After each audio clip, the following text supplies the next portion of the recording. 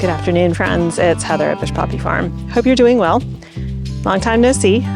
Been unwell. Still not feeling great, but I'm trying. So this afternoon, we are going to transplant most of the remaining summer and winter squashes. So let me show you where we're going to do that.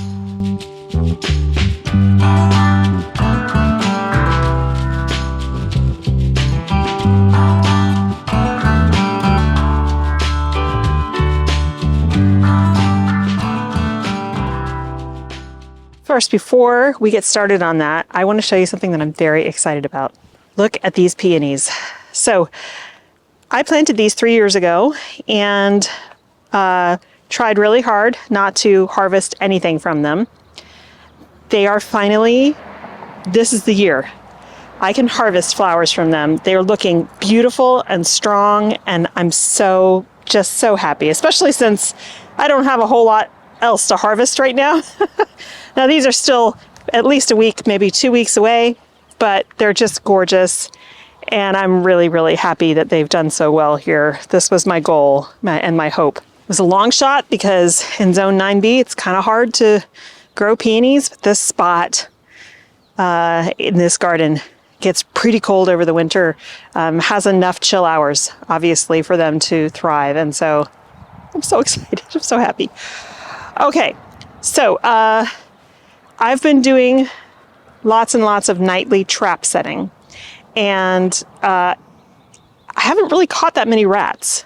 But the other thing I did was I put out a rat quote-unquote bait poison. All it was like wheat germ and peanut butter kind of stuff mixed together into pellets. There was no toxins in it, like I could have eaten it. And I put that around all of the holes and all the places, and I have not seen any additional predation in about 5 days. So I'm continuing to set traps and continuing to put that stuff out wherever I can. But I feel safe enough now to start putting some stuff in to the ground. Mainly because I transplanted the corn 3 days ago, and it's all still here. So in this bed, you can see all the corn. I've got 3 varieties here. They're all gonna tassel at different times, so I won't have to worry about cross-pollination. But to me, the fact that these are all still here, the beans are coming up, they're still here. All the tomatoes are still here.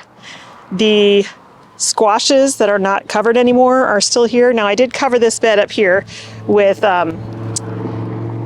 netting, but all these guys are still in here, the cabbages, etc. So I'm feeling pretty okay about going ahead and putting in these remaining squashes, and I have a bunch of nasturtiums as well. But yeah, I want to get these guys in. They're getting big inside their little 4-inch pots. They're even starting to flower, so they need to go in the ground. And hopefully they'll all still be here. Seems like squash and corn are the main things that the critters go after and really, really go after first. But like I said, things have been looking good for the last couple of days, at least the last 3 or 4 days. Even the onions that they ate back to nothing are coming back. So yeah, we're gonna go ahead and get these guys in the ground. Now, my plan is to mostly use this bed for winter squashes because this bed will have corn in it, and they can stay in here all season. I will pop the few remaining zucchini and stuff that I have in this bed, this U-shaped bed. We'll put a few in the front here. This is just flower seeds. I think it's probably Ami Magus or even Nigella, but I'll pull those up. And then, so we've got space, plenty of space to pop these guys in and have lots of they'll have lots of bed space. Now I need to put another row on the tomatoes here for the Florida weave. And I did put a few more tomatoes in. These are bush varieties because that's what I had left. And I think I'm actually going to purchase a few and pop them in here. So this whole bed, with the exception of that one zucchini, will be tomatoes. We've had quite cool weather, but today it's not cool. It is 80 degrees, which feels super hot, even though that's not at all hot comparatively, because it's going to be at least 20 degrees hotter for most of the summer. But I did heavily water everything this morning. They're just drooping because they're under direct sun, and squash always does that. So it's going to look a little droopy right now. But I do have the hose all hooked up, so I will deeply water again once I transplant these guys. Now, I'm not going to overly pack this bed. I do want to have space in between these squashes so they can do a great job and grow. But my plan is to put squash kind of checkerboard pattern throughout this bed, in and amongst the corn. And I would put beans in, but we've already got a lot of beans going. I'm just going to leave those. And in fact, I only have like a handful, maybe 3 or 4 or 5, maybe bean seeds left that are climbing. The rest are bush. And so I'll just leave those in those raised beds. They'll be good. So this will just be corn and squash. Even though that means no nitrogen fixing from the beans, but that's okay. We'll be good. We'll give them some fertilizer. This is all fresh compost that got put on a couple of months ago, and nothing's been growing in here, so it's good. It's all ready. Okay, so I'm going to go ahead and place these guys and start getting them in the ground. Then we'll do a deep watering, and then I want to show you how alive the cottage garden has become over the last week or so. It's just becoming dense. The irises are getting really close. Yeah, it's looking really good back there.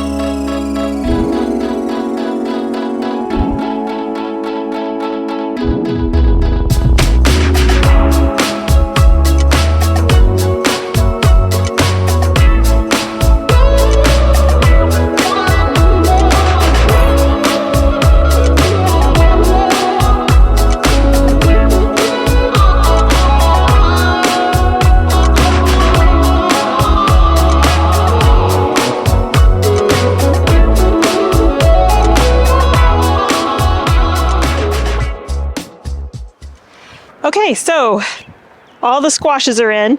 There's still like a tray, roughly, of cucumbers, melons, and squashes in the back. But I'm not sure where I'm going to put them, and I kind of have them as like extras just in case. Just in case I do walk out here in the next couple days and things are disappearing, I can pop new ones in. So as I was working, I was realizing that I was going to say, oh, we're all planted out, except for a few more tomatoes that I might buy. But I still have a ton of peppers. They're not ready to come out yet. So I need to make sure I have space for those. So I'm thinking that this whole front row here, because it's only the back row that's beans. So this whole front row here can be peppers. And I can put peppers in between the squashes and fill up this whole area over here as well. And then this bed, once the potatoes come out, the potatoes and the onions come out, it can also be peppers. Last year's pepper bed is what is now the garlic bed, and peppers are not a good thing to follow up in a garlic bed. Plus I had peppers there last year, so I don't want to repeat them. Garlic is kind of a heavy feeder, and so you want to put something in there like beans that will replenish the soil with nitrogen and other things. So that will get another round of bush beans once the garlic comes out. So I think as long as everything stays here, and all the squashes here are about 18 inches apart. So I think they'll be all right. You know, they'll definitely take over this whole thing. They did that last year, even though a lot of them got eaten. They really filled this area in. It was actually really nice. It looked beautiful. So I'm looking forward to that. Okay, so let's go check. Let me show you how the cottage garden is starting to look. It's really great. Also, our other apples are leafing out, and I did treat this one for aphids, and I can see there's more that I need to pick off here. These are so disgusting. Not aphids, scale. I'm thinking that the reason this did not flower last year, and I don't think it will this year either, is that it had scale, and that just takes so much. They're sap sucking, so they take a lot of energy out of the yes, so disgusting.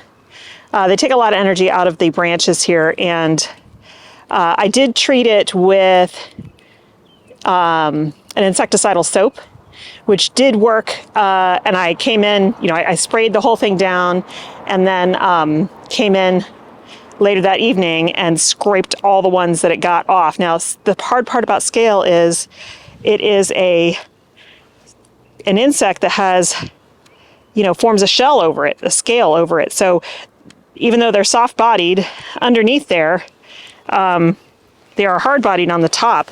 So it's really hard to just spray them with, you know, something and expect it to get under there. But this insecticidal soap also had some oils in it, and it did do a pretty decent job, in addition to me coming in and scraping off as many as I could find. But this is so disgusting.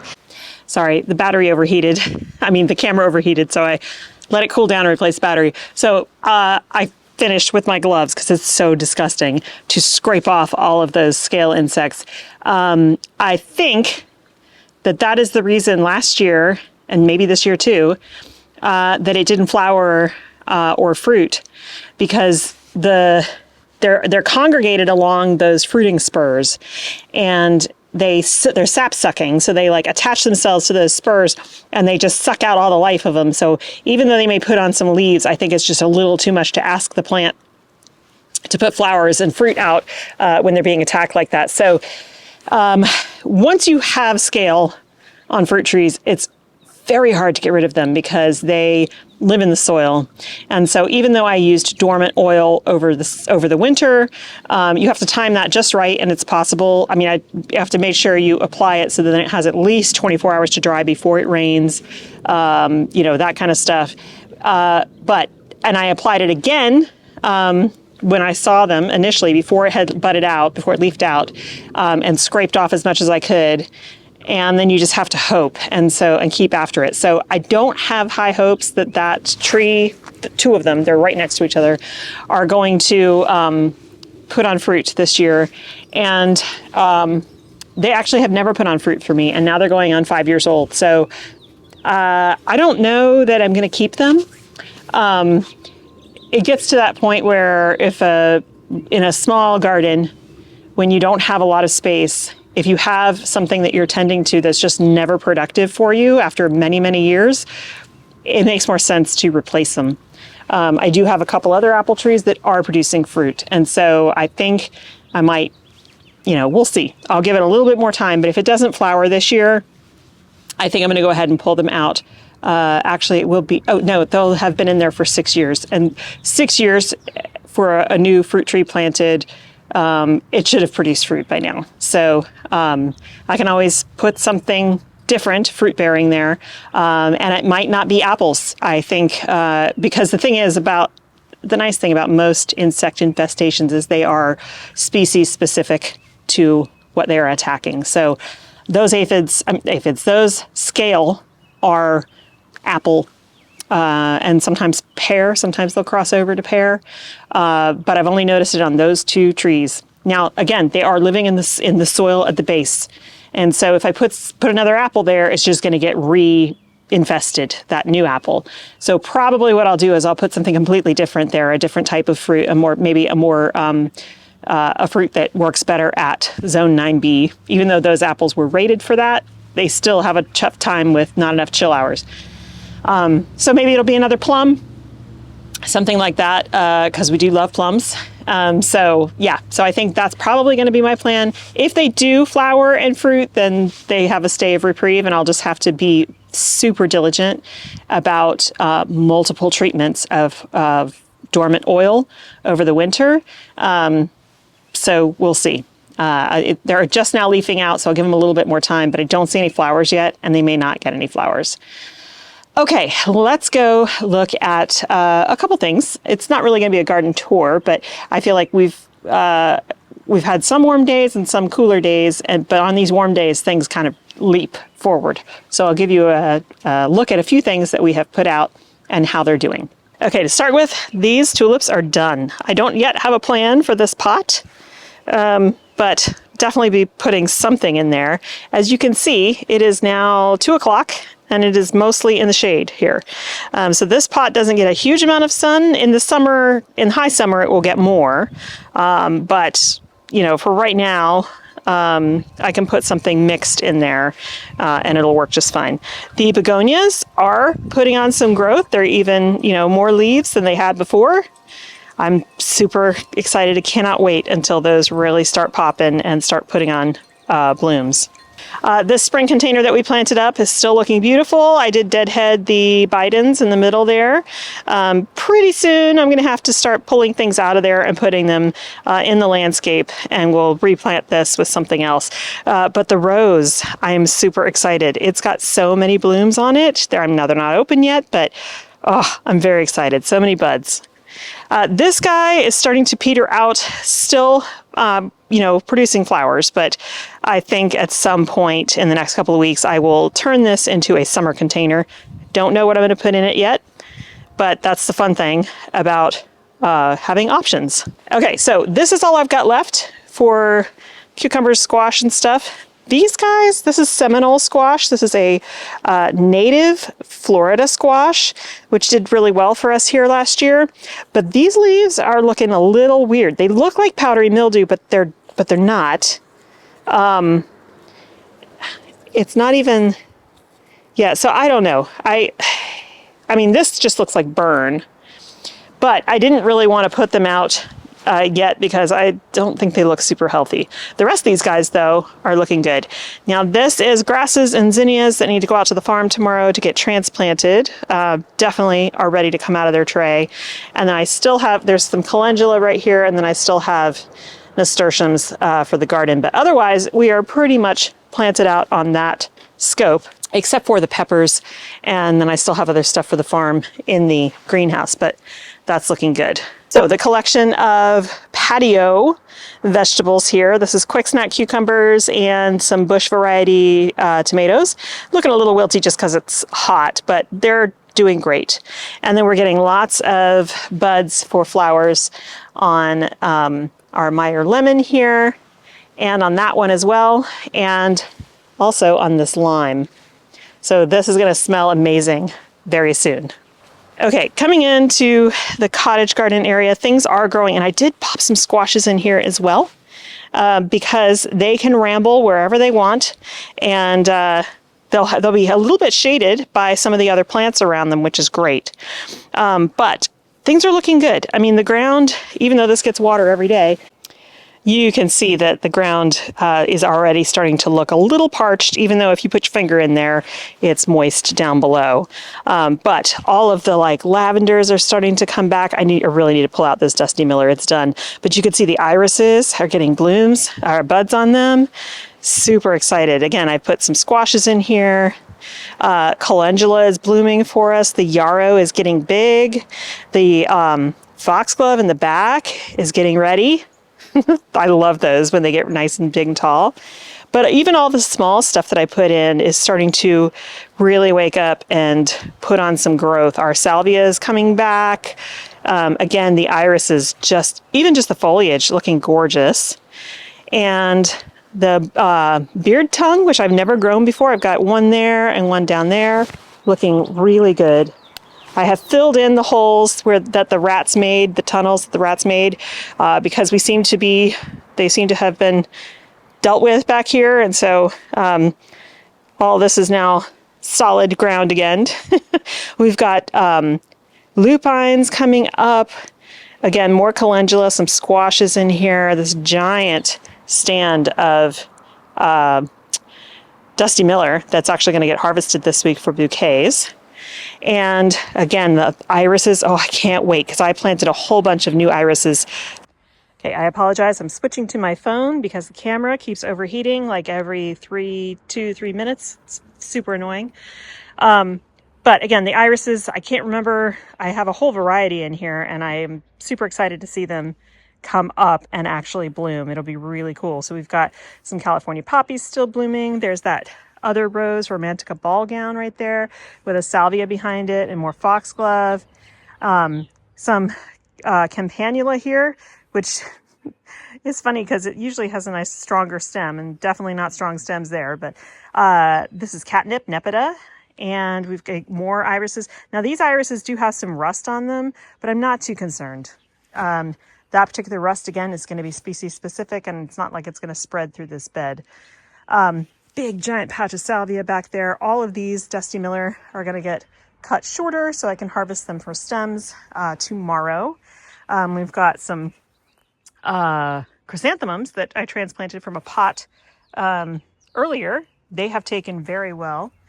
And then through here, here's another, this iris is getting ready to bloom.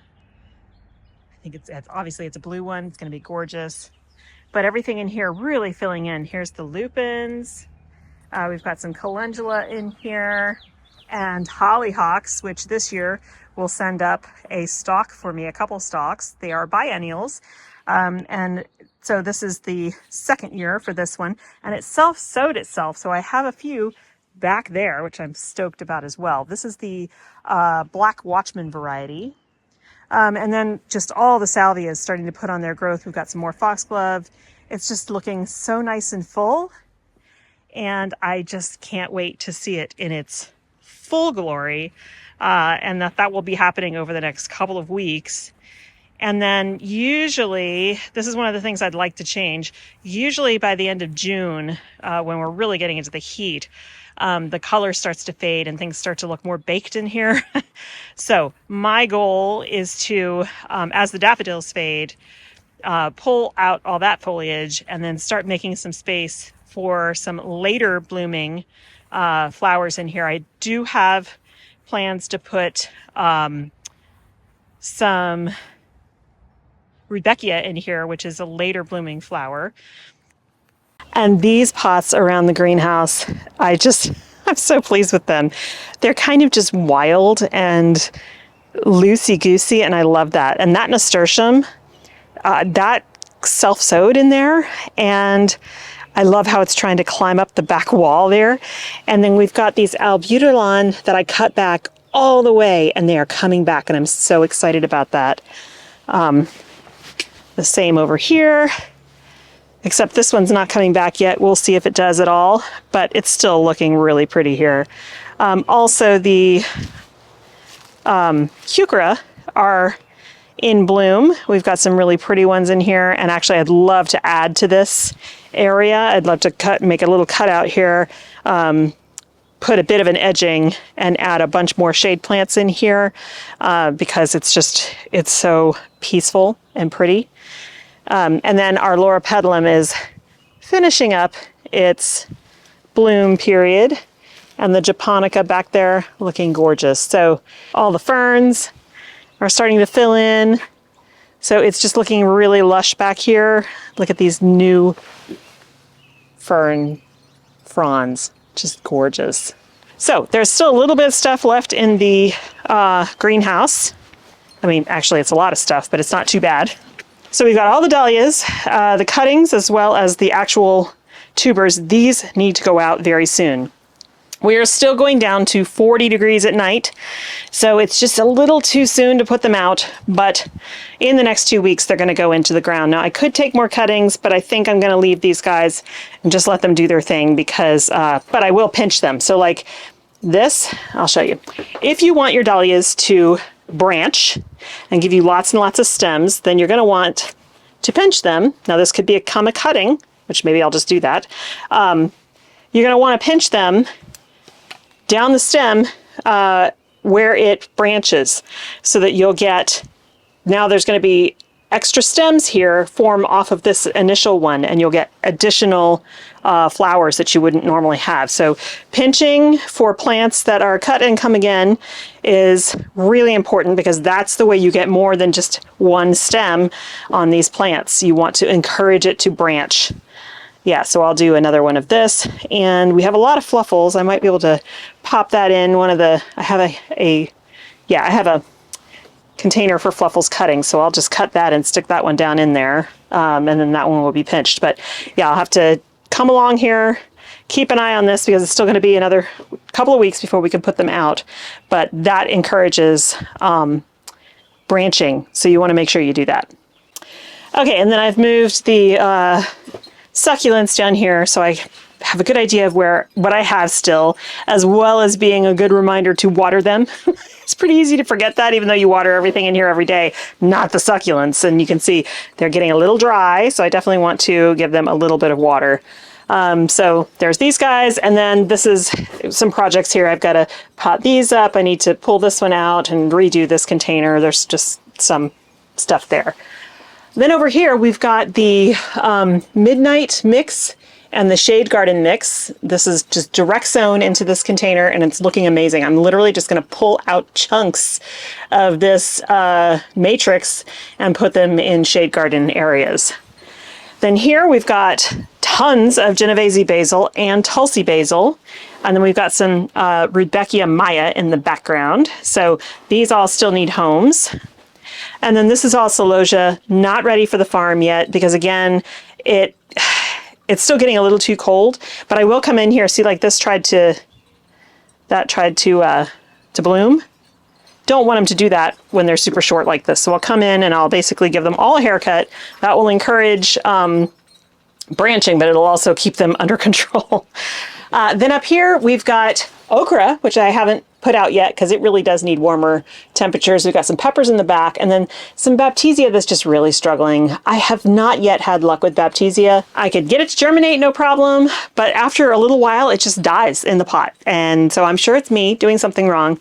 Maybe I just need to buy like actual plants and not try to do it myself from seed. Okay, and then we have, these are 4 o'clocks. We've got some little gem lettuce, and then this is pumpkin on a stick, which is super pokey. I don't know where I'm going to put that yet, but that is a decorative gourd that I definitely, oh, it looks like we've got some aphids on there, that I definitely want to put out in the garden. The rest back here is all peppers, and some kind of funky bug that died.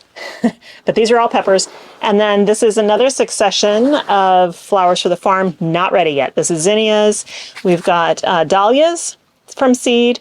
Then we've got basils, again, because the ones that were out there got eaten. Another succession of sunflowers, which is doing good. And then this is all peppers down here, except for a couple okra in the back. And then these are all marigolds, since most of those got eaten as well. This is deep orange, cocoa deep orange, and then we have orange Hawaii and Kilimanjaro white. And then these are all tiny sunflowers, dwarf varieties, to go in our garden beds. So there's still plenty of things here in the greenhouse that need to go out, but compared to what it was, it's a lot better. And I am still starting, at this point, it's mostly sunflowers every week. However, I will have probably 2, maybe 3 more zinnia successions. I have to look on my plan because, you know, once I put them in the ground, you're talking maybe 90 days till bloom. And if you want flowers through, you know, the end of September into early October, you definitely can't rely on your first 2 successions for that, because that's way too far away, and that's asking too much of the plants. So I just have to keep up on those successions. But I think for the most part, it's, unless I have more crop loss, which really hope we don't, I think we're going to be good. I do have some more plugs coming from Farmer Bailey for the farm that will go in, and hopefully they will survive, unlike the last round, and will be good to go for being completely planted out for the summer. I do still want to raise some vegetables out there, but after the big loss of tomatoes that we had, I am going to have to probably purchase some stuff. I can start lots of beans if I want, but I could put some of those squashes that are over there out at the farm as well. I just have to put them in the appropriate place where they will grow really well, but won't get, you know, they'll be in protected space where they're less likely to get eaten by rodents, because that's still a problem out there. So I'm looking forward to going out there tomorrow. I'm finally feeling a little bit more like I have some strength back. I was just really unwell for like 4 days. It sucked. So even though it's going to be warmer, I will be continuing to work on wood chips, and we'll get those seedlings transplanted and recovered.